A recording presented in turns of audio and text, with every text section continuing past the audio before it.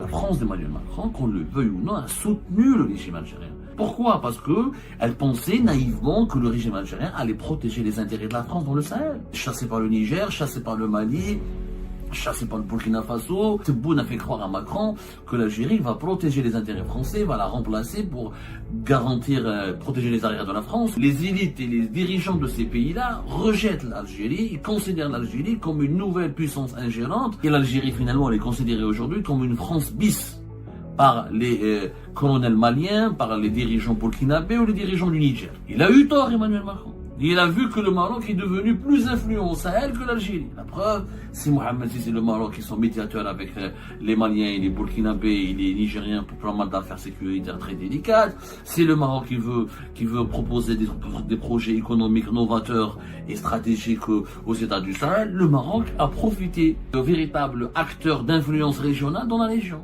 C'est comme si cet adolescent que la maman aimait beaucoup, lui donnait beaucoup d'affection, et du jour au lendemain, elle lui enlève cette affection pour la donner à un autre. Donc cet adolescent, il devient turbulent. Il y a une crise de confiance. Macron a choisi brutalement le Maroc au détriment de l'Algérie. Il n'a pas préparé l'Algérie à ce choix. La France d'Emmanuel Macron, qu'on le veuille ou non, a soutenu le régime algérien. Elle l'a adopté. Pourquoi? Parce qu'elle pensait naïvement que le régime algérien allait protéger les intérêts de la France dans le Sahel. Elle a vu qu'elle était chassée par le Niger, chassée par le Mali, chassée par le Burkina Faso, que ça allait se compliquer au Tchad, que ça s'est déjà compliqué depuis des années en Centrafrique, que sa présence, des intérêts en Afrique sont tellement menacés. Tebboune a fait croire à Macron que l'Algérie va protéger les intérêts français, va la remplacer pour garantir, protéger les arrières de la France contre les puissances internationales qui ont contribué avec les nouvelles élites dirigeantes africaines à chasser la France, qui sont la Russie, la Turquie notamment, et dans une moindre mesure la Chine, mais surtout la Russie et la Turquie. Et Emmanuel Macron, 2021, 2022, il espère. 2023, il voit que les Maliens et l'Alliance des États du Sahel, eux-mêmes, les élites et les dirigeants de ces pays-là, rejettent l'Algérie, ils considèrent l'Algérie comme une nouvelle puissance ingérante qui fait de la même politique française. Et l'Algérie, finalement, elle est considérée aujourd'hui comme une France bis par les colonels maliens, par les dirigeants burkinabés ou les dirigeants du Niger. Et les relations sont extrêmement froides et compliquées. Et Emmanuel Macron, 2021-2022, quand la France avait de très mauvaises relations avec le Maroc, il ne cessait d'exprimer des louanges et des éloges à l'égard de l'Algérie, à l'égard de Majid Tebboune. Il a même dit une fois que Majid Tebboune est un homme courageux. Je rappelle, une déclaration, on va la retrouver. Un homme courageux. C'est Macron qui l'a dit. Ah, ok, il était courageux, voilà, c'était en novembre 2020. Macron salue le courage du président de Majid Tebboune. Il est courageux. Ça a été fin novembre 2020. Et aujourd'hui, Emmanuel Macron parle de déshonneur. Ah, tu le trouvais? Bien avant, M. Macron, vous le trouviez courageux, Tebboune. C'est-à-dire, qu'est-ce qui s'est passé? C'est que les autorités françaises ont créé une alliance approfondie avec le régime algérien parce qu'ils pensaient qu'il valait mieux que le régime Tebboune vaut mieux qu'un risque de déstabilisation majeure. Les Français pensaient que Tebboune allait empêcher la militarisation du régime algérien, que Tebboune était une solution alternative pour ne pas avoir un militaire algérien pro-russe qui va faire basculer l'Algérie dans le giron russe définitivement et qui va éjecter encore plus gravement la présence française en Afrique et au Maghreb. Et comme il y avait un conflit politique et diplomatique entre la France et le Maroc entre 2021 et 2022, à cause des pressions et du chantage marocain exercé sur la France. Parce que le Maroc, une fois qu'il a obtenu en 2020 la reconnaissance américaine de la marocanité du Sahara occidental, une fois qu'il a conclu et il a normalisé ses relations avec Israël, il a conclu des alliances militaires avec Israël depuis novembre 2021, il a bombé le torse et il a commencé à bousculer la France et l'Espagne en leur disant, écoutez, moi maintenant, je ne suis plus le vassal de l'Espagne et de la France, maintenant j'ai le soutien d'Israël et des États-Unis d'Amérique, ou vous faites comme les Américains et les Israéliens, ou je ne traite pas avec vous. Emmanuel Macron n'a pas apprécié à l'époque. Il n'a pas apprécié cette audace marocaine qui défiait la France. Il n'a jamais voulu, jusqu'à juillet 2023, Emmanuel Macron n'a jamais voulu reconnaître la marocanité du Sahara occidental. Il a reconnu la marocanité, la souveraineté du Maroc sur le Sahara occidental, une fois qu'il a vu, c'est bon, que la carte algérienne n'allait rien lui ramener. Et au sein de l'établissement français, tout le monde lui faisait la remarque et des pressions que son pari algérien était nul.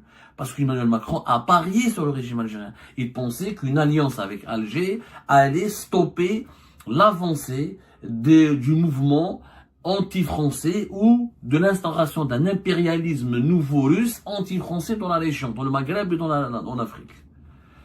Il a eu tort, Emmanuel Macron. Il a vu que le Maroc est devenu plus influent au Sahel que l'Algérie. La preuve, c'est Mohamed VI et le Maroc qui sont médiateurs avec les Maliens, les Burkinabés et les Nigériens pour pas mal d'affaires sécuritaires très délicates. C'est le Maroc qui veut proposer des projets économiques novateurs et stratégiques aux États du Sahel. Le Maroc a profité de l'échec du régime Tebboune dans le Sahel pour se positionner comme étant le véritable pays, le véritable acteur d'influence régionale dans la région.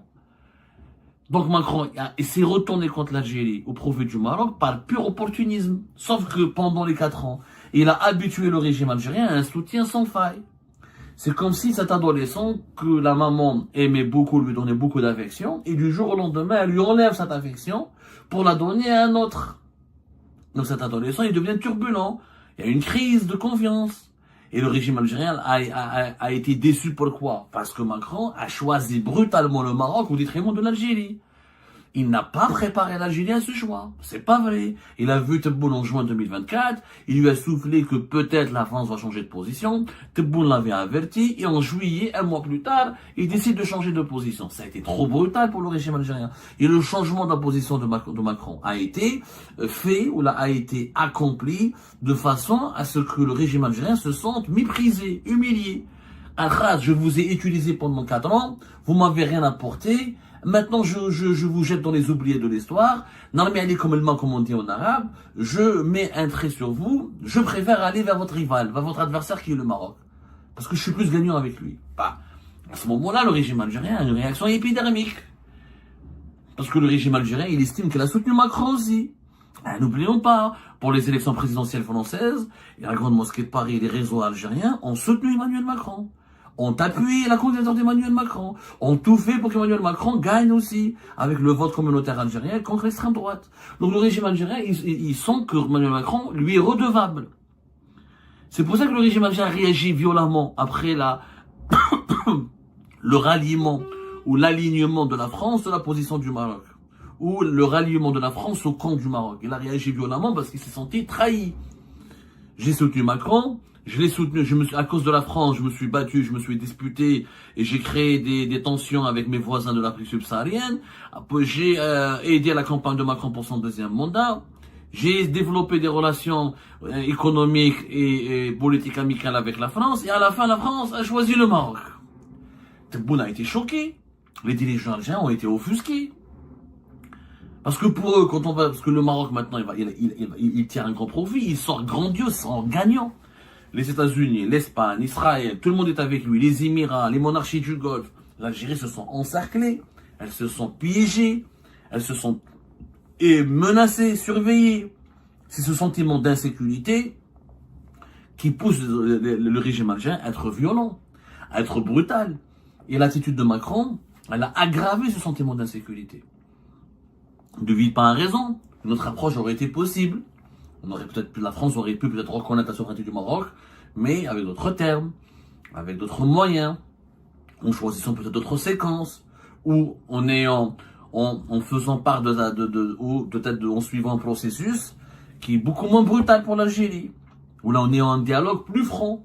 Macron a toujours promis à l'Algérie, en 2022, Macron a promis à Tebboune que la France restera neutre dans le conflit du Sahel occidental. Et ça a été acté, et ça a été enregistré par le régime algérien.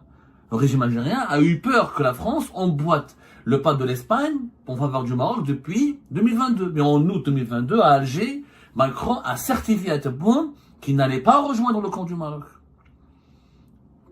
2 ans plus tard, tout change. Voilà ce qui s'est passé. Voilà pourquoi le régime algérien est devenu très violent. Parce que la France lui a donné trop de largesse, lui a habitué à une alliance qui n'était ni favorable ni pour l'Algérie, ni pour la France. D'ailleurs, cette alliance entre 2020 et 2024, personne n'est sorti gagnant. L'Algérie était légèrement gagnante parce que le régime algérien a obtenu une certaine légitimité grâce à la France de Macron. Il a gagné il a fait plus de business parce que les exportations d'hydrocarbures vers la France ont plus augmenté et les importations françaises ont baissé vers l'Algérie. Donc il était gagnant sur le plan économique. Il a bénéficié en quelque sorte d'une certaine bouclier. La France a été le bouclier du régime algérien pour éviter des sanctions européennes, pour éviter que l'Occident ne diabolise l'Algérie lors de la guerre en Ukraine, etc. La France a joué un rôle important pour que les États-Unis d'Amérique ne lancent pas une offensive de déstabilisation contre l'Algérie, parce que l'Algérie voulait la jouer pro-russe au début de la guerre en Ukraine. Donc l'Algérie, le régime algérien est sorti gagnant, mais la France n'a rien gagné. Parce qu'elle n'a rien obtenu, ni économiquement, ni diplomatiquement, ni politiquement dans la région du Sahel. Et aujourd'hui, c'est le retour de manivelle. Aujourd'hui, c'est on sème, on récolte ce qu'on sème. Malheureusement, c'est la vérité. C'est la vérité. C'est qu'il n'y a pas eu une politique intelligente, juste et pragmatique et équilibrée de la part de la France à l'égard du régime algérien. Et qu'aujourd'hui, il y a un déséquilibre total puisque la France a décidé d'appuyer totalement les positions marocaines. C'est ce qui choque, c'est ce qui bouleverse, c'est ce qui fait mal aux dirigeants du régime actuel en Algérie. Si on n'arrive pas à comprendre cela, si on n'arrive pas à comprendre la responsabilité active aussi de la France, on ne pourra pas résoudre cette crise, on ne pourra pas la dépasser, on ne pourra pas la surmonter. Je vous remercie comme d'habitude pour avoir suivi cette vidéo et toutes nos vidéos. N'oubliez pas de laisser vos commentaires, vos réactions à propos de ce sujet et de vous abonner à la chaîne si vous n'êtes pas encore abonné. Donc voilà, et à la prochaine dans une nouvelle vidéo. Au revoir.